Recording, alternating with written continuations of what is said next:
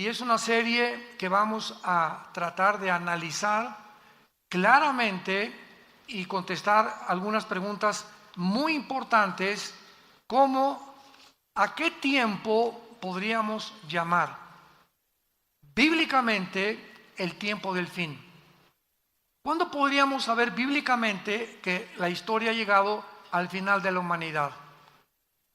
¿Acaso podríamos responder que será cuando explote o estalle la Tercera Guerra Mundial, que será lo que acabará con la humanidad? ¿O será la segunda venida de Cristo lo que termine la historia humana? Y todas estas preguntas las vamos a responder en esta serie del libro de Daniel, porque el libro de Daniel contiene las más claras profecías de toda la Biblia en cuanto a los tiempos del fin.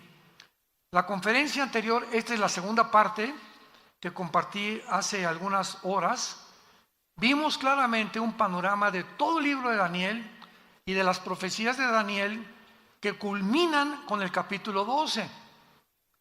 Pero la ventaja de que tú traigas tu Biblia ahorita es que si la abres en el capítulo 11, del 40 al 45, que es lo que antecede al capítulo 12 de Daniel, encontramos que en estos 5 versículos anteriores al capítulo 12 encontramos las guerras final del anticristo, donde él va a enfrentarse con el rey del sur, el rey del norte, posiblemente va a mudar su campamento, el anticristo, de la zona del Medio Oriente a Jerusalén, porque el capítulo 11 de Daniel termina diciendo que plantará las tiendas de su palacio entre los mares y el monte glorioso y santo, mas llegará a su fin y no tendrá quien le ayude. Vemos pues que el capítulo 11 termina describiendo el anticristo ya en Jerusalén, donde ya tiene sus cuarteles generales, lo que nos indica que no siempre, cuando el anticristo surja, tal vez firme el tratado de paz con los judíos 3 años y medio antes, pero posiblemente él tenga sus cuarteles en Irak o en Siria o en esa región del Medio Oriente. Por alguna razón se moverá a Israel a los 3 años y medio de la semana 70 de Daniel, y a los 3 años y medio llegando a Jerusalén, el anticristo va a entrar al templo judío, que les permitió anteriormente reconstruirlo y meter dentro del lugar santísimo del templo judío una imagen de él que se llama la abominación desoladora. Este término, abominación desoladora, es una imagen que en el capítulo 13 del Apocalipsis se nos explica que el falso profeta va a hacer que el mundo adore esta imagen. Y el momento en que el anticristo introduzca esta imagen suya en el lugar santísimo, desde luego profanando y burlándose ya claramente de los judíos, Cristo dijo en Mateo 24:15, cuando vean la abominación desoladora, hablándoles a los judíos, que habló el profeta Daniel, corran a los montes, porque habrá tribulación como jamás la ha habido en toda la historia. Entonces, el capítulo 12 del libro de Daniel inicia diciéndonos, en aquel tiempo, ¿cuál tiempo? Corresponde al versículo anterior. En el tiempo en que el anticristo se mude a Jerusalén, en ese tiempo que es a los 3 años y medio de la semana 70 de Daniel, se levantará Miguel, el gran príncipe que está de parte de los hijos de tu pueblo. El arcángel Miguel tiene asignada la misión especial y la responsabilidad, el deber de proteger y de cuidar al pueblo judío. Y esta es la razón, y nos da la respuesta de por qué Israel, a pesar de que todos los primeros 5 grandes imperios, desde el imperio egipcio, asirio, babilónico, los medos persas, los griegos y los romanos, 6 imperios, el romano fue después de Daniel, desde luego en tiempos de Juan, 6 imperios que el último romano fue el que lo crucificó, fue el que destruyó Jerusalén y fue el que hizo que los judíos se esparcieran en todas las naciones del mundo, el Imperio Romano. Esto nos habla de cómo es posible que detrás de tanta persecución, este grupo étnico de judíos hayan podido sobrevivir. Sin embargo, es muchísimo más grande el milagro que sucedió en 1948 del siglo pasado, cuando después de casi 1900 tantos años de ser repartidos por el mundo entero, después de la persecución de los nazis, la Liga de las Naciones, antes no era la ONU, era la Liga de las Naciones, votan a que ese pueblo étnico regrese a su tierra el 14 de mayo de 1948. Ante los ojos expectantes e incrédulos de geólogos, antropólogos, estudiosos, historiadores, geógrafos, ¿cómo es posible que nunca este milagro se había visto en la historia de la humanidad? Que un grupo que había sido esparcido y que hubiera perdido su identidad, su cultura, su lenguaje, sus costumbres, sus tradiciones, como le ha sucedido a todas las naciones que han sido esparcidas o que se han cambiado de una nación a otra, no le sucedió al pueblo judío. Mantuvieron su religión, mantuvieron su idioma, mantuvieron sus tradiciones, mantuvieron su cultura y regresaron en el 48 para fundar más milagroso en un día. No tomó meses, tomó un día para que se formara el Estado independiente soberano de Israel. Cuando David Ben Gurión es nombrado el primer ministro el 14 de mayo y al otro día, inmediatamente en la madrugada, los árabes los atacan y sobreviven cuando casi no tenían armas. En 1956 los vuelven a atacar, vuelven a sobrevivir. Viene la guerra de 1967, donde el presidente Nasser de Egipto le habla al presidente de Siria, de Irak y de Líbano: vamos a sacar a los judíos y aventarlos al Mediterráneo, aplastémoslos como puercos y desaparezca el pueblo judío.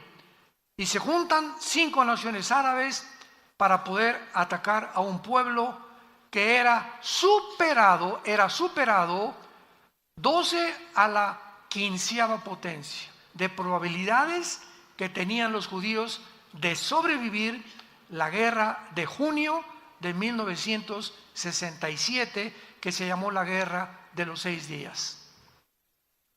Uno de los más grandes militares en la historia del siglo XX fue el general Schwarzkopf. Hay su libro con su biografía la puedes conseguir, y fue el que dirigió la operación en el desierto en 1990-91, cuando se juntaron 29 naciones en una coalición dirigidas por el presidente Papa Bush para sacar a Saddam Hussein de Kuwait, que había llegado a matar a las mujeres, a los niños y apoderarse del petróleo del Medio Oriente, y quería poner de rodillas al mundo entero. Pues las naciones reaccionaron y se formó una coalición, y el que dirigió toda esta operación fue el general Schwarzkopf.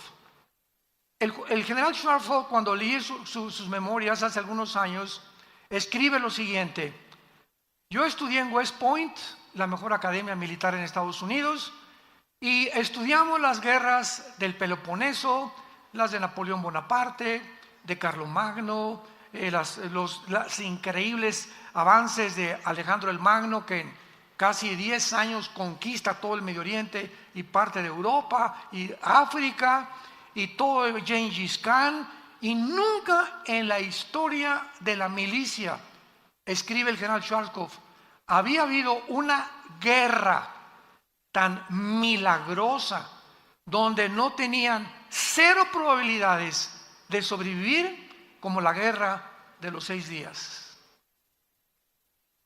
¿Qué pasó en esta guerra? Bueno, pues se juntaron las 5 naciones árabes y los judíos, sabiendo que los árabes, principalmente en Egipto y en Siria, se levantan a las 7:30, 8 de la mañana y son considerados hasta el siglo XXI los judíos los pilotos más diestros y los mejores pilotos que los MiG rusos, que los de Inglaterra, que los F-35 de Estados Unidos. Los pilotos judíos se consideran los mejores pilotos del mundo. Ahora que fuimos a Israel, nos contaron nuestros guías que tienen las bases. ¿Dónde creen ustedes que tienen las bases ahora? Debajo de la tierra. Y de repente voy, ¡rum!, y sale un avión y voltea así, ¿dónde está? Se cierra inmediatamente, camuflajeado, el lugar de donde salió el avión. Ahora los aeropuertos militares y del Mossad se encuentran subterráneos. Increíble. Bueno, se levantan los judíos el 1 de junio a las 5 de la mañana y a las 6 de la mañana se dirigen al aeropuerto de Egipto y bombardean y acaban con toda la aviación egipcia en media hora. Se van a Siria y acaban con todos los aviones de sirios. Se van a Irak y acaban con todos los de Irak. En menos de 3 días tenían el control del aire. Y teniendo el control del aire, tienes el control terrestre del ejército y de la marina, si es que la marina va a intervenir. Que en este caso no intervino, no hubo necesidad. Y en 5 días habían llegado a las colinas del Golán, entraron a Jerusalén por primera vez desde que en el año 70 después de Cristo fueron expulsados, y ellos regresaron y entraron hasta las colinas del Golán, al norte de Israel, junto al mar de Galilea, que es la frontera con Siria. Se apoderaron de la frontera con Siria, las colinas del Golán, y al 6.º día la Liga de las Naciones les mandó un recado: párenle. Y qué increíble que terminó la guerra en 6 días. ¿Saben por qué? Porque el 7.º tenían que descansar. Parecería una coincidencia, ¿no? Pero así fue como sucedieron las cosas. Bueno, pasó el tiempo y tuvieron que volver las colinas cerca de Egipto. Tuvieron que, Jerusalén se tuvo que partir. Ahora que fuimos a Jerusalén vimos del Muro de los Lamentos, que es el lado oriental, ¿verdad? Occidental es de los judíos, el otro donde está la mezquita Omar es de los musulmanes todavía. Y entonces está repartido Jerusalén entre unos y entre otros. El banco oriental es de los palestinos, la franja de Gaza es de los palestinos, pero se quedaron con las colinas del Golán, que son la frontera con Siria. Y dijeron: esto no lo negociamos jamás, porque el día que negociemos que entregar las colinas del Golán, el ejército sirio lo tendríamos en la frontera de nuestro país y nos amenazaría con acabar completamente con la nación, que fue lo mismo que hizo Putin en Ucrania. Dice Putin: si entra la OTAN o las naciones de Europa a Ucrania, desaparezca Rusia, porque de Ucrania a Moscú hay 15 minutos en que llegue cualquier misil. Y lo que quería Putin, ¿verdad?, invadir Ucrania para poder impedir que la OTAN entrara, pudieran misiles. Bueno, esto ya es otro cuento, pero es como también si en México y le dice Rusia al gobierno de México o China: vamos a poner misiles apuntando a Estados Unidos. ¿Ustedes creen que los gringos lo van a permitir? ¿Lo van a permitir? Digo, por el amor de Dios. ¿Qué fue en el 1962? Llega Nikita Khrushchev y pone misiles en Cuba apuntando a Estados Unidos, 1962. Y los satélites le dicen al presidente John Kennedy: hoy están los rusos en Cuba apuntándonos con satélites. Esto no puede ser. Inmediatamente John Kennedy habla con Khrushchev: o lo sacas o entramos a la Tercera Guerra Mundial. Duró 2 semanas el conflicto de 1962. Hay películas de esto, muchas de ellas han hecho. Khrushchev, gracias a Dios que se puso las pilas, ¿verdad?, y sacó sus misiles y se evitó desde la Segunda Guerra Mundial una Tercera Guerra Mundial en 1962. Ahora vuelve a suceder con la invasión de Putin en Ucrania, pero esto vemos claramente en la nación de Israel, que de qué forma los judíos han sobrevivido milagrosamente. Y dice la Biblia: se levantará Miguel, el gran príncipe que está de parte de tu pueblo. Ahora, a continuación, el capítulo 12, que culmina con un libro maravilloso que es Daniel. Dice el Espíritu Santo que cuando se levante Miguel, en el tiempo en que el anticristo, versículo anterior, ponga sus tiendas de campaña o sus cuarteles generales en Jerusalén, será tiempo de angustia. Es muy importante a todos ustedes que les gustan las profecías, porque la palabra angustia se traduce en todo el libro de Daniel, en Jeremías y en Isaías, con la palabra Sarah, con T-Z-A-R-A-H, Sarah, que es y siempre relacionado con los 7 años de la tribulación. Veamos un ejemplo en el libro de Jeremías, capítulo 30, versículo 7. Cuán grande es aquel día, tanto que no hay otro semejante a él. Tiempo de tzará, tiempo de angustia para Jacob, pero de ella será librado. Vemos aquí claramente que este tiempo de angustia es para, no la iglesia. Jacob representa a Israel, que fue el papá de las 12 tribus. Entonces, el tiempo de las 70 semanas está destinado a Israel, no a la iglesia. Es una de las tantas evidencias que la iglesia no atravesará la tribulación. Entonces, es importante todos estos puntos y todos estos detalles, porque el tema de la gran tribulación o el tiempo de angustia mencionado aquí es un tiempo continuamente usado por los profetas y todos sin ninguna excepción. En el Antiguo Testamento, cuando oigas el día de Jehová, el día de la ira de Jehová, el día terrible de Dios, el día del Señor, todos estos términos se refieren al tiempo de angustia que se está mencionando en el capítulo 12, versículo 1 del libro de Daniel. Y Cristo en Mateo 24, versículo 15 al 21, manda esta advertencia a los judíos y les dice: cuando vean ustedes la abominación desoladora, cuando el anticristo vean que se mete al templo, en este momento huyan a los montes. Mateo 24, 15 al 21, porque será tiempo de gran tribulación como nunca jamás lo ha habido desde entonces. Y luego dice en el Evangelio de Lucas, capítulo 21, versículo 34, mirad también por todos ustedes, que sus corazones no se carguen de glotonería y embriaguez y de los afanes de esta vida. Y venga de repente sobre vosotros aquel día. ¿Cuál es aquel día? Se le llama día de 24 horas, hay días de un año, para Dios 1000 años es como un día, etcétera, etcétera. Aquí está refiriéndose a todo el tiempo de la tribulación. Porque como un lazo vendrá sobre todos los que habitan sobre la faz de la tierra, velad pues en todo tiempo, orando para que sean tenidos por dignos de escapar de todas estas cosas que vendrán y de estar en pie delante del Hijo del Hombre. Dice el versículo 25, habrá señales en el sol, en la luna, en las estrellas, en la tierra, angustia de las gentes confundidas a causa del bramido del mar, o sea, de los tsunamis que habrá, desfalleciendo los hombres por el temor. Esta palabra, desfalleciendo los hombres, es falta de aliento. La gente, cuando vea todo lo que está pasando, se le va a ir la respiración. Va a haber ataques al corazón, al por mayor de la gente. No van a poder creer lo que están viendo con sus ojos.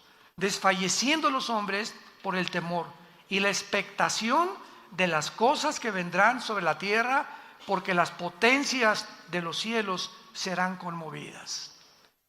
Todo este tiempo de angustia, de tribulación, el día del Señor, el día de Jehová, gracias Señor que la iglesia no estará aquí, o por lo menos los que trajeron su Biblia esta mañana.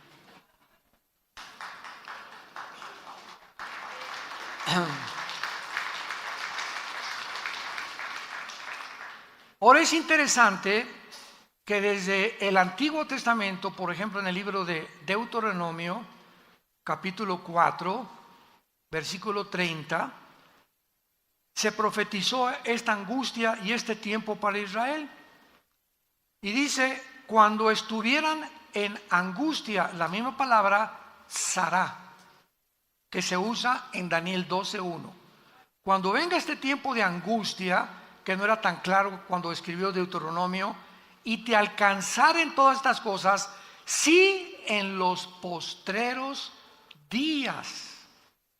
Esta palabra en el hebreo, a los que les guste apuntar, apúntala, porque será la palabra clave en el libro de Daniel. Acharit, como suena con CH, Acharit, Yom con Y, que se traduce postreros días o los últimos tiempos. Esta profecía está claramente detallada y apunta al final de la historia de Israel. Y les dice Moisés, cuando en aquel tiempo de angustia les alcance todas estas cosas, y si se volvieran a Jehová su Dios y oyeren su voz, porque Dios misericordioso es, no te dejará, ni te destruirá, ni se olvidará del pacto que les juró a sus padres. Dios les dice con muchos años de anticipación a los judíos, viene un tiempo para ustedes peor que el de los nazis. Nosotros ahora lo conocemos, creemos que el de los nazis fue la persecución y el holocausto más grave que desde que los expulsaron a los judíos de España y los han perseguido durante 1900 años, pero el tiempo de la tribulación, dice la Biblia, nunca habrá un tiempo tan cruel, tan sanguinario, tan feroz, tan salvaje como en el tiempo cuando el anticristo los vuelva a perseguir. Hitler será como Pinocho comparado con el anticristo, de lo que no nos imaginamos que vendrá sobre el mundo entero. Y desde aquí se les advierte, si ustedes en ese tiempo se vuelven a mí, los voy a salvar. Y esto lo vemos claramente en Isaías capítulo 29, también en el Antiguo Testamento, y lo dice de la siguiente manera. Perdón, es Isaías capítulo 29.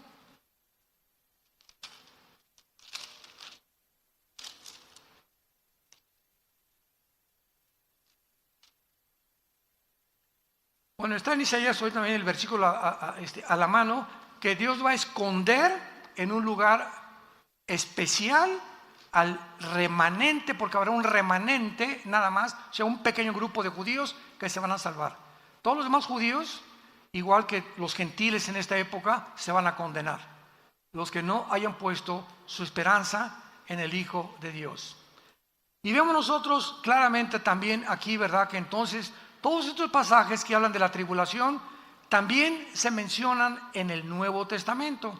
El apóstol Pablo en la segunda carta a los Tesalonicenses, segunda carta a los Tesalonicenses capítulo 2, versículo 8, hablando de este tiempo, escribe Pablo: y entonces se manifestará aquel inicuo, que es el anticristo, a quien el Señor matará con el espíritu de su boca y destruirá con el resplandor de su venida. Inicuo, cuyo advenimiento es por obra de Satanás, con gran poder y señales y prodigios mentirosos, y con todo engaño de iniquidad para los que se pierden. ¿Quiénes van a ser engañados? Todos aquellos que van a perderse en el infierno. Todos los seres humanos, millones de seres humanos, se burlaron de Dios, nunca quisieron aceptar a Cristo, quisieron independizarse ellos. Yo voy a hacer mis 10 mandamientos, no tengo por qué someterme a ese Dios, yo soy Dios, yo puedo crear realmente el mejoramiento de mi familia, de mis hijos, etcétera, etcétera. Entonces, estas personas van a ser engañadas. Yo les contaba hace algunos momentos que mi esposo y yo vimos un video que nos conmovió tanto. En una ciudad de Estados Unidos se juntaron como 30 o 40 ciclistas encuerados de los pies a la cabeza ni tangas tenían los hombres, encuerados 100% en bicicletas, en un desfile del orgullo. Y dices, bueno, Dios mío, claro que es una bola de psicópatas, ¿verdad? O sea, ya no, a más locura no se puede llegar. Pero lo que nos conmovió el corazón es el público sentado con sus niños. Increíble que la gente llegue el momento de aceptar algo inconcebible hace algunos años como normal. Increíble. Hay un poder engañoso ya operando en el mundo de las mentes de los seres humanos, donde ven algo asqueroso, algo que lastima a los niños para toda su vida y lo aceptan como algo normal para no ir en contra de la corriente, porque si el mundo dice que es normal, para mí es normal entonces, y el mundo se convierte en mi Dios y no su palabra, ni el Dios y Padre de Jesucristo. Y estamos en el tiempo, santos de Dios, en el que Dios te va a probar, a ti y a mí, para ver si es cierto de qué calibre estás hecho. Y cuando vengan esas tentaciones, que tú comiences a darte cuenta que comienzas a probar esto y poner en tu trabajo y en tu escuela para no ir en contra de la mayoría, comienzas a unirte a ellos bajo esas densas tinieblas bajo las cuales están, sin darte cuenta que al aceptarlo te metes a las mismas tinieblas y tu entendimiento queda enceguecido para siempre. Pablo llama en Romanos 1 mentes reprobadas. ¿Qué significa en el griego? Mentes, personas que ya no distinguen, ya no disciernen entre el bien y entre el mal. Ya no saben definir qué es una mujer. Increíble. Ya no saben definir lo que es un hombre. Ya no saben qué es un matrimonio. O sea, más locura no puede haber.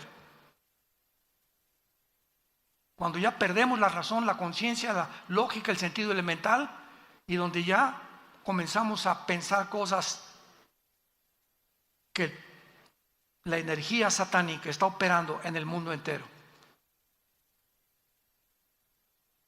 Muy bien, ahora veamos que todas estas escrituras de la gran tribulación, y todo esto es el preludio, imaginémonos en la tribulación las locuras que va a haber, imagínense. Satanás en la forma del anticristo, los ángeles caídos en el mundo, los demonios aquí, por todos lados. Bueno, dice la Biblia, ¿verdad?, que será un tiempo como jamás en la historia ha habido, y toda la humanidad que se van a quedar aquí no se la van a acabar.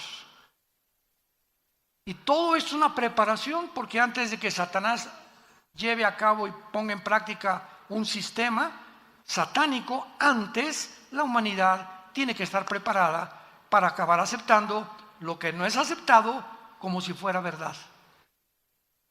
Y todo esto nos está preparando, te está preparando mentalmente para que lo peor que venga lo aceptes tarde o temprano. Tú y tus hijos serás responsables de lo que acepten tus hijos y tus nietos y mis nietos también, porque la sangre de ellos será sobre nuestras cabezas. Veamos en Isaías capítulo 13 las escrituras, algunas escrituras. Estamos en este tiempo revisando lo que los profetas hablaron acerca de este tiempo de la gran tribulación que inicia el capítulo 12 del libro de Daniel. Isaías capítulo 13 dice el versículo 9. Vean ustedes los términos y recuérdenlos. He aquí el día de Jehová. Siempre que veas el día de Jehová, es el día de los 7 años de la tribulación del Nuevo Testamento, o el día del Señor, o el día de la ira, etcétera, etcétera. He aquí el día de Jehová viene, terrible, de indignación y ardor de ira, para convertir la tierra en soledad y raer de ella a sus pecadores. Por lo cual las estrellas de los cielos y sus luceros no darán su luz.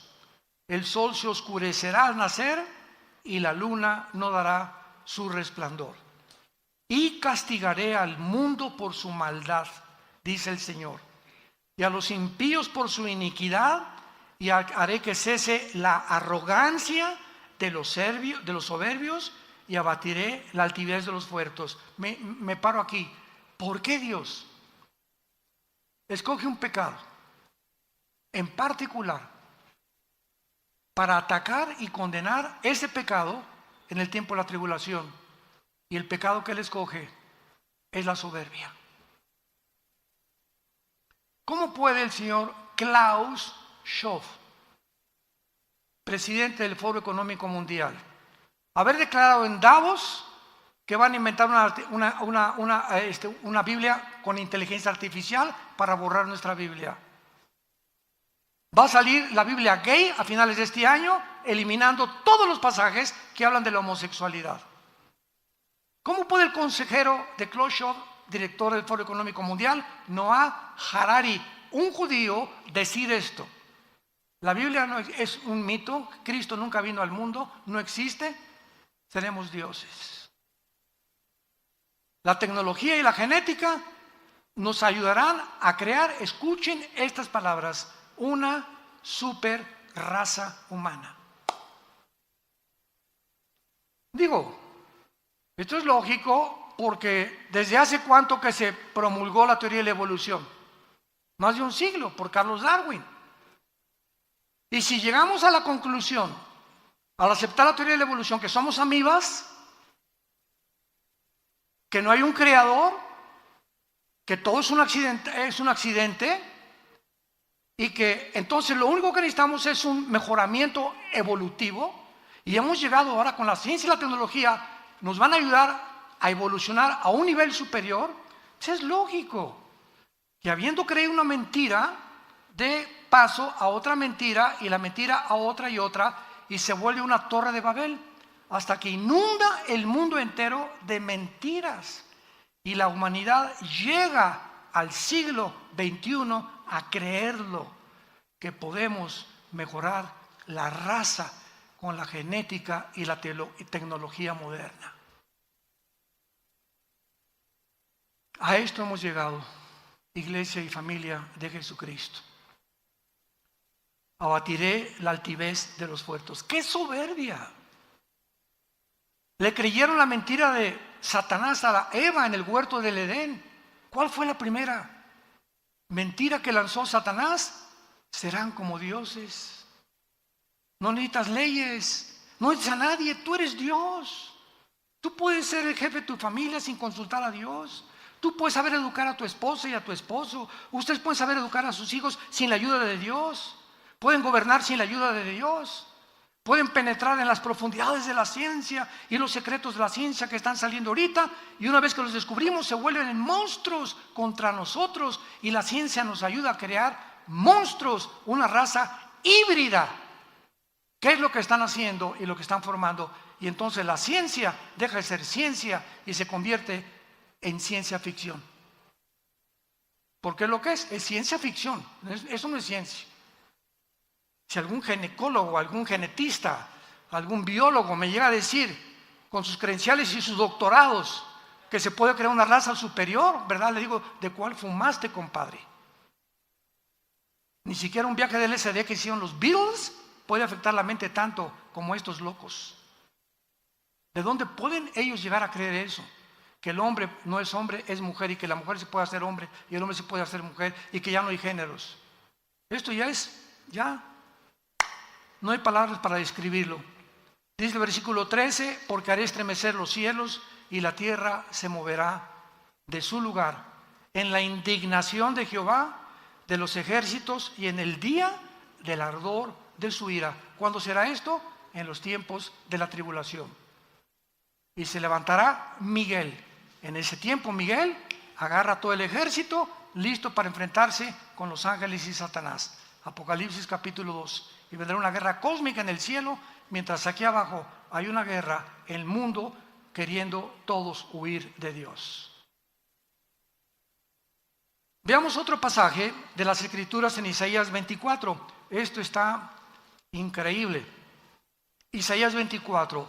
Estos pasajes que estamos describiendo el tiempo de la tribulación fueron escritos hace 2000, apúntalo en tu Biblia, 700 años. El libro de Isaías, ahora que fuimos a Israel, entramos al Museo del Holocausto y nos enseñaron los rollos del Qumran, que en 1947-48, cerca del Mar Muerto, descubrieron unos esenios, es un grupo, una secta que se formó en Israel, en unas jarras de barro, y ahí está el rollo de Isaías, así como está en los rocos, exactamente como lo tenemos, y rodea todo el Museo del Holocausto. Ahí está escrito originalmente tal como se encuentra aquí.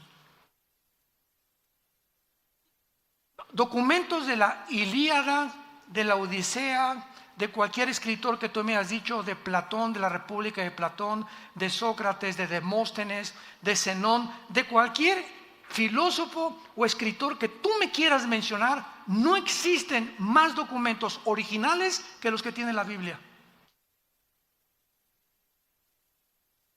No, la Biblia es hecha por hombres, no sabes ni lo que estás diciendo. ¿Quién te lo dijo? Mi maestra de secundaria, con razón. Con razón, comenzamos a creer todo lo que dicen los noticieros, porque el ataque es contra la palabra de Dios y comienzan a hablar cosas que ni siquiera saben. Dice Isaías 24, versículo 3 en adelante. Escuchen esto: la tierra será, fue escrito hace 2700 años, enfatizo, la tierra será enteramente vaciada, completamente saqueada, porque Jehová ha pronunciado esta palabra. Se destruyó, cayó la tierra, enfermó, cayó el mundo, enfermaron los altos pueblos de la tierra, y la tierra se contaminó bajo sus moradores. ¿Por qué? Vean las tres causas. Número 1, porque traspasaron las leyes. 2, falsearon el derecho. Y 3, quebrantaron el pacto sempiterno. Por esta causa, la maldición consumió la tierra y sus moradores fueron asolados. Por esta causa fueron consumidos los habitantes de la tierra y disminuyeron los hombres. Número 1, hemos traspasado las leyes de Dios. Génesis capítulo 1, primer página de la Biblia. La uva va a producir la semilla que tiene, uvas, no naranjas, ni papayas, ni chabacanos, uvas, porque el conocimiento y la información, dice Dios, que le puse a la uva, contiene los nutrientes y los minerales que no tiene la de la naranja ni la de la manzana. Las manzanas van a producir de acuerdo a las manzanas. Los perros siempre serán perros y nunca se va a cruzar un perro con una gata, porque el ADN del perro es diferente al de la gata. El rinoceronte no se puede cruzar con la yegua, ni el camello con un chivo. No mezclen nunca jamás las semillas. Desde antes que en 1860 Mengel comenzara a descubrir las herencias o la ley de la herencia, hasta 1954 del año pasado, del siglo pasado, el doctor Crick y el doctor Watson le dan el premio Nobel de Medicina por descubrir la molécula del ADN, el ácido desoxirribonucleico. Cuando leen esto, yo siempre lo dije, si Carlos Darwin hubiera conocido precisamente el ADN de las células, nunca hubiera escrito el libro El origen de las especies, que es la aberración más grande de la literatura que existe. Y ya Dios lo había establecido, pero comenzamos ahorita ya a cruzar vampiros con murciélagos, con palomas, y el chivo con un perro, y una oveja con un chivo, y estamos comenzando a producir mezclas, y siempre una mezcla entre dos ADN produce un híbrido. Cruza un caballo con una burra, ¿qué nace? Una mula, y las mulas son híbridas porque violaron las leyes de Dios. Por esta maldición viene sobre el mundo. No le eches la culpa a Dios, somos nosotros los que nos hemos creído dioses y podemos nosotros creer que podemos manipular la genética a nuestro antojo. Hemos falseado el derecho, ya no hay justicia en ningún lado. Los niños son traficados. Las Naciones Unidas, que es la institución que desde 1946-47 se formó para poder realmente traer respeto entre nación contra nación y poder defender los principios morales y éticos de las naciones, se convierte en el gran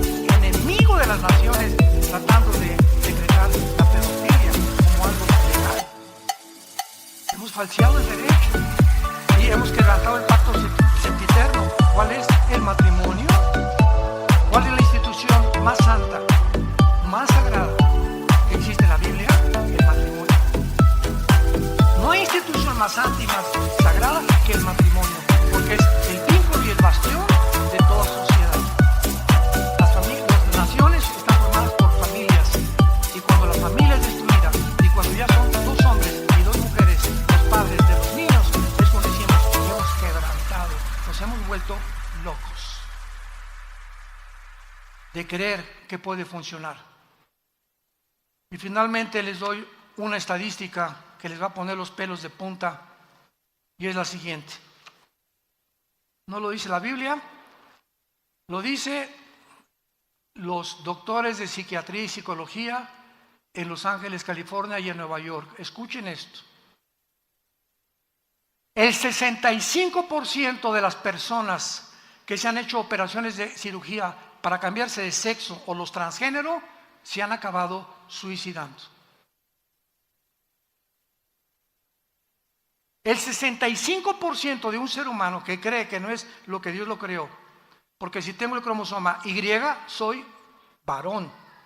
Y si mi mente me dice que no soy lo que mi biología y mi genética me dice, es porque mi problema no es físico, mi problema es mental. Traigo aquí tornillos flojos, aflojados por demonios que quieren robar mi identidad y decirme que no soy lo que Dios me creó.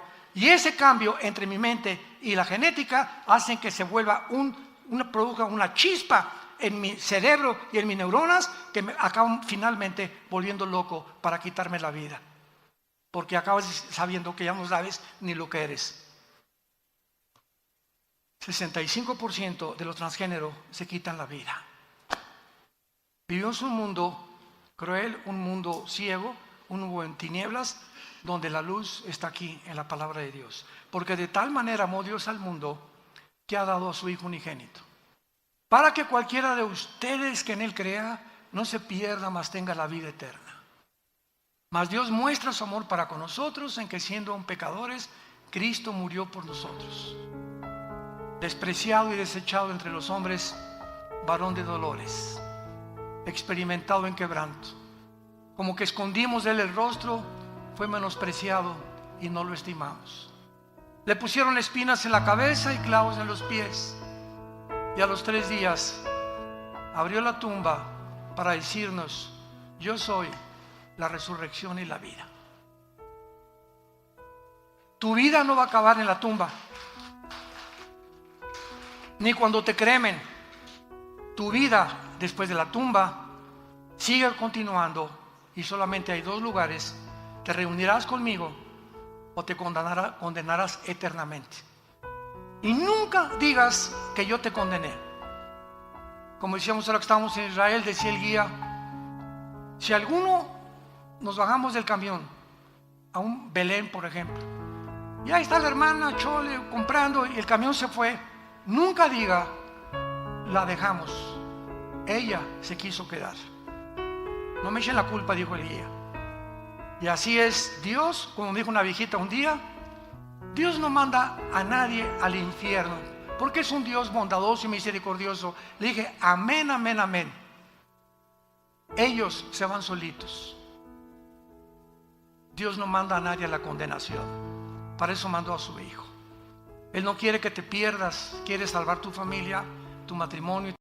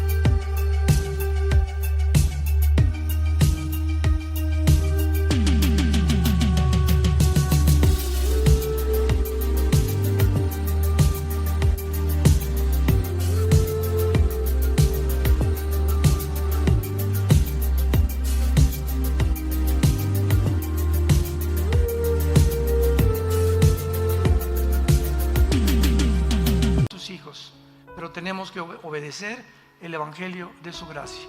Padre, te damos gracias en esta mañana por tu preciosa palabra. La única luz que tenemos, nada hay torcido ni perverso en ella.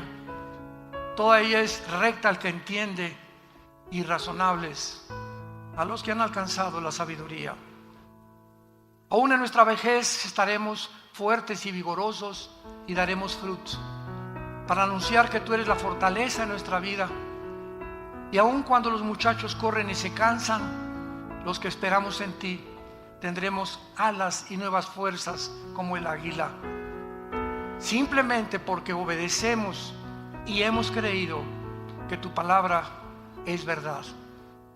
En esta mañana muchos de ustedes que nos ven a través de los medios de comunicación que no tienen a Jesucristo, que en esta mañana Dios te ha hablado y te ha dicho que tal vez pueda ser que es la última vez que Dios te habla. Ábrele tu vida a Jesús con estas palabras: Señor, perdona mis pecados. Sé que mi vida no te agrada y he vivido en un mundo de tinieblas, de desobediencia, de ansiedad, de estrés, de falta de esperanza. In the heart of winter's night, the world is still and calm. Snowflakes dance in silver light, like whispers in a song. Through the window, frosty panes, a quiet glow remains. Echoes of a soft refrain, where only silence reigns. But in the cold and lonely dark, a sound begins to play, a melody that sparks the night and sweeps the cold away. Oh, the sound of winter's serenade, a symphony so sweet. Six strings of love and dreams convey where hearts and coldest meet. Every note a star above, in the sky so deep and wide. The song of winter's tender love, in the night we confide.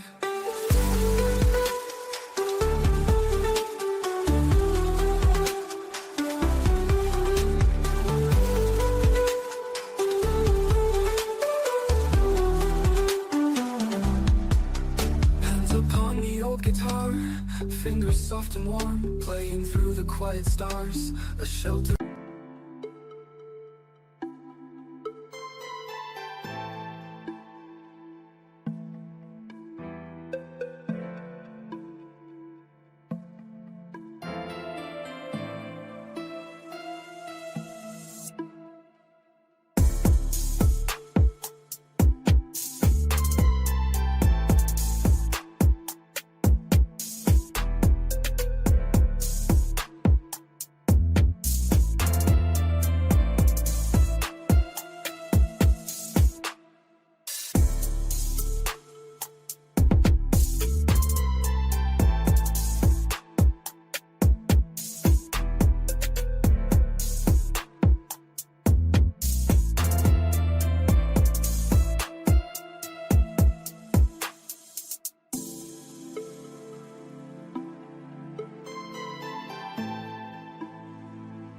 Mas ahora creo que tú resucitaste entre los muertos y te pido que entres a mi vida en este instante como mi Señor y Salvador.